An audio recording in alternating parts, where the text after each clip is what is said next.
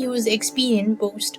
In order to use Experian Boost, you need to sign up for a free account and connect your bank account. So open up your browser and type in experian.com and then click on the sign in button. So this is going to take you to their official page, which will look something like this. Now click on sign up now and go ahead and select a free account.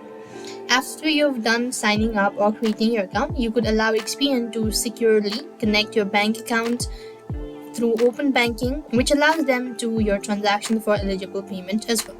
After which you could go and select eligible bills, such as Experian will identify bills with no time payment, such as utilities, streaming services like Hulu and Netflix, all that.